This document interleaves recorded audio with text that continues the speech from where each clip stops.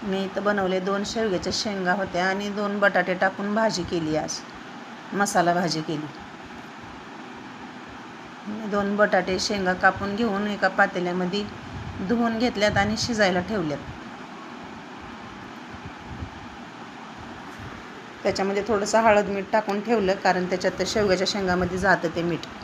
आणि इथे एक बेडगी मिरची पाण्यात वाटीमध्ये घालून भिजायला ठेवली. आता शेंगा शिजल्या तर आपण गॅस बंद करून घेऊ.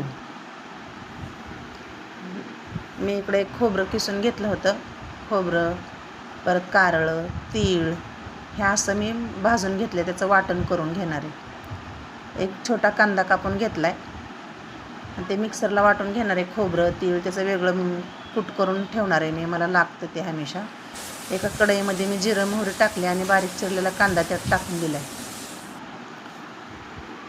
आता कांदा लाल होईस्तोवर आपण परतून घेऊ आणि वाटलेलं वाटण त्यातमध्ये टाकून देऊ. लसूण, खोबरं, तीळ आणि कारळ हे मी वाटून घेतलं होतं.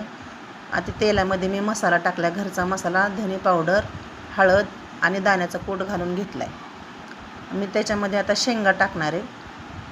तुम्ही हे माझ्या अशा पद्धतीने भाजी करून बघा. जर आवडली तर मला लाईक, शेअर, फॉलो करा. व्हिडिओ बघितल्याबद्दल धन्यवाद.